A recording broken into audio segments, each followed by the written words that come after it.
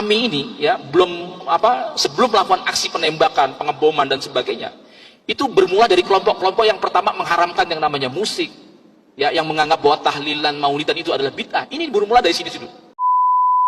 Saya pernah Pak, ketika di daerah Depok dekat, di Cikeas, itu dekat dengan Celengsi. Di situ ada markas dakwah, ya, yang kita kenal adalah kelompok Roja, ya. Dan saya mendengarkan ceramah-ceramah dari mereka. Waktu itu saya baru keluar dari penjara, saya ditahan selama 10 tahun oleh Densus 88. Bismillahirrahmanirrahim.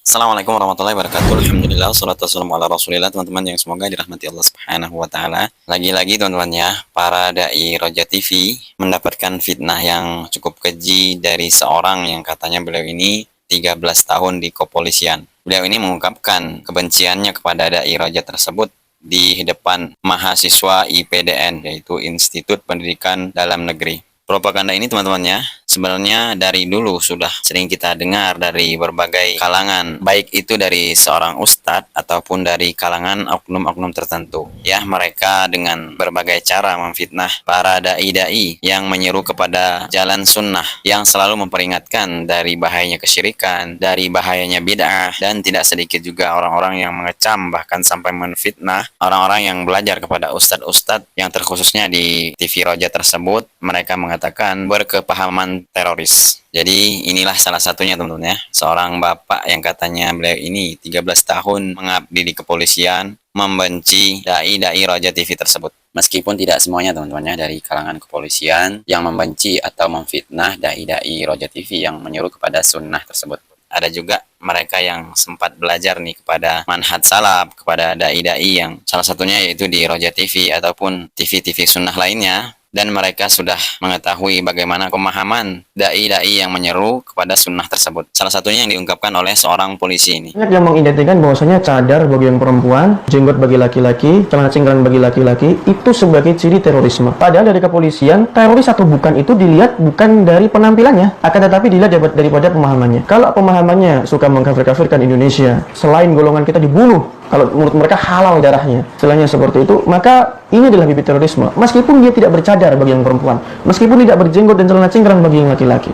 Karena teroris atau bukan itu bukan dilihat daripada penampilannya, tapi dilihat daripada pemahamannya. Maka buat teman-teman sekalian yang sekiranya ingin bercadar bagi yang perempuan, berjenggot dan celana cingkrang bagi yang laki-laki, dan orang tuanya tuh takut dan berpikiran yang aneh-aneh, bahkan melarang karena dikira teroris nanti, berikan saja video ini pada orang tua kalian, mudah-mudahan bisa membantu kalian. Karena kalau dari saya pribadi, itu bukan ciri teroris. Dari kepolisian pun itu bukan ciri teroris.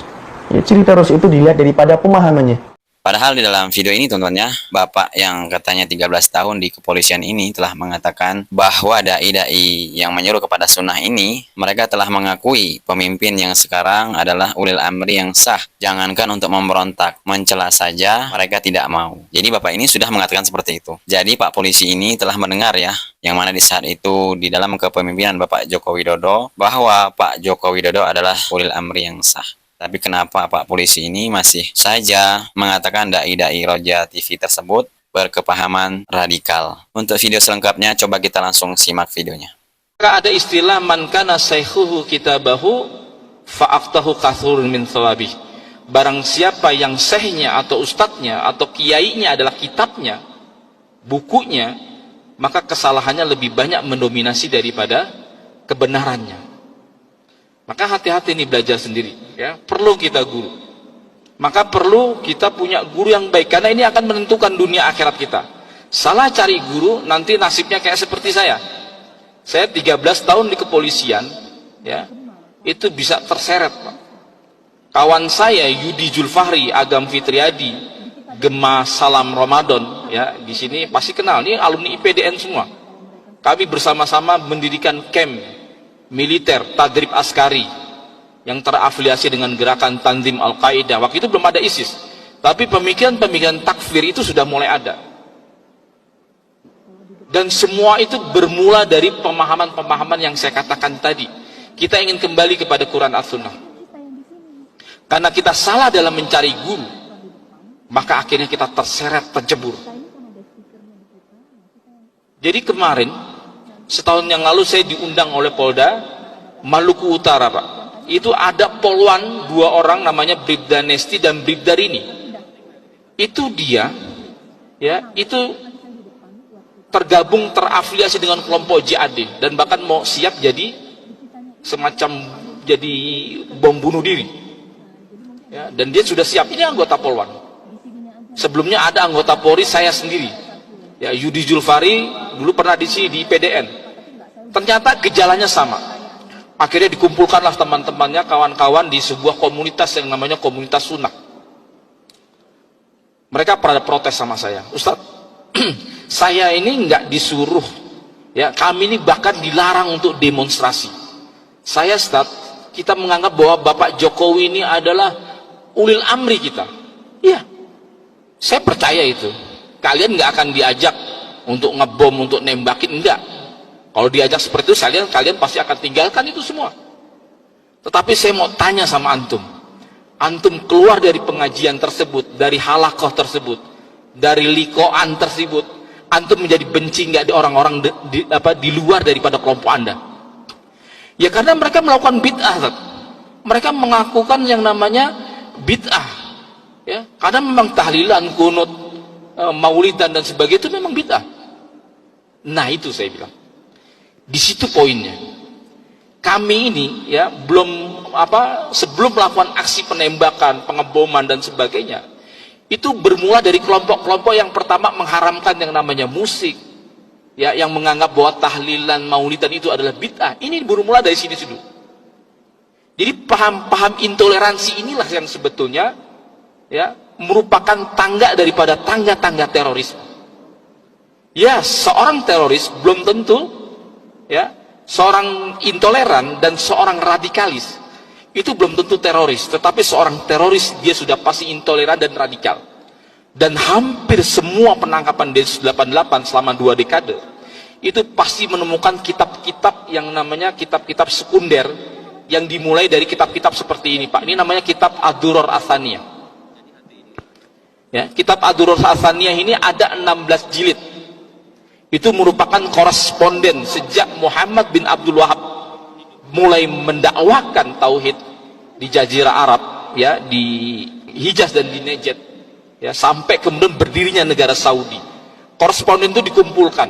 Lalu kemudian Raja Faisal di tahun era 50-an itu menunjuk kepada Syekh Qasim An-Najdiyah, ya, untuk kemudian menyusun koresponden-koresponden tersebut. Dan saya bawakan ini ada 16 jilid. Yang saya bawa dari rumah adalah jilid 1 dan jilid 9. Nanti saya bacakan. Nah, kitab-kitab tersebut dibawa, Pak. Ya. Kemudian kitab-kitab tersebut menjadikan referensi. Pasti, ya, Densus 88 ketika menangkap itu ada kitab namanya Muqarrar Tauhid. Ada kitab-kitab yang namanya Sabilun Najah wal Fiqh. Ada kitab yang namanya kitab-kitab seperti Ad-Duror Atsaniyah fi Ajwibatin Najdiyah. Dan semua para teror, aksi teror di seluruh dunia, para teroris itu menggunakan buku-buku seperti ini sebagai kitab-kitab panduan. Jadi kalau dikatakan Ustadz itu yang sebetulnya bin Wahab itu adalah Wahab bin Rustum. Saya belum pernah membaca kitab-kitab Wahab bin Rustum. Ya, yang kita pakai justru kitab-kitabnya Muhammad bin Abdul Wahab. Di mana letak benang merahnya? Saya pernah, Pak, ketika di daerah Depok dekat di Cikeas, itu dekat dengan Celengsi. Di situ ada markas dakwah, ya, yang kita kenal adalah kelompok Roja, ya. Dan saya mendengarkan ceramah-ceramah dari mereka. Waktu itu saya baru keluar dari penjara, saya ditahan selama 10 tahun oleh Densus 88. Kemudian saya keluar ketika 2016 awal, ya, karena kasus terorisme. Anda bisa klik di Google tentang Sofyan Sauri, ya, mantan anggota Polri, ya. Ternyata, ya, itu akwal, kutipan-kutipan itu sama sebagaimana persis apa yang pernah saya bawakan dulu. Hanya kemudian kelompok-kelompok salafi ini atau kelompok-kelompok sunnah ini itu masih main di tataran yang namanya kuburan, Pak. Tentang syirik-syirik, kuburan dan sebagainya. Tahlilan, tabaruk dianggap sebagai sebuah ubadul kubur. Sementara kami kelompok-kelompok teroris pada waktu itu sudah mulai mensirik-sirikan yang namanya demokrasi. Jadi semua yang diungkapkan oleh Bapak Polisi ini tadi tidak ada buktinya, ya. Beliau hanya menyampaikan narasi-narasi yang tidak ada buktinya sama sekali. Memang betul, Ustadz-Ustadz Salafi mereka gemar membid'ah-bid'ahkan. Namun perlu digarisbawahi ya, bid'ah yang dikatakan oleh dai-dai salafi tersebut adalah bid'ah sebagaimana yang disampaikan oleh Rasulullah SAW. Jadi wajar ya, apabila perkara tersebut memang suatu perkara yang bid'ah, ya sudah sepatutnya kita mengatakan hal tersebut adalah bid'ah, karena memang Rasulullah SAW yang mengatakan hal tersebut. Apalagi Bapak polisi ini tadi menyinggung masalah yasinan, maulidan. Ya memang sudah jelas-jelas hal tersebut tidak ada contohnya dari Rasulullah SAW. Oke teman-teman ya, cukup sekian dulu video dari saya. Semoga bermanfaat. Semoga ini menambah wawasan untuk kita semua agar kita memang diwajibkanlah menuntut ilmu. Jangan sampai kita berpikiran dai-dai tersebut adalah dai yang sesat dari katanya-katanya tanpa kita mengetahui bagaimana isi di dalamnya. Sudah jelas ya. Dai-dai salafi mereka yang disampaikan adalah qala Allah Ta'ala dan qala Rasulullah SAW. Apabila mereka berkepahaman radikal sebagaimana yang diungkapkan oleh Bapak polisi tadi, coba buktikan radikalnya di mana, ekstrimnya di mana. Semoga bermanfaat. Wassalamualaikum warahmatullahi wabarakatuh.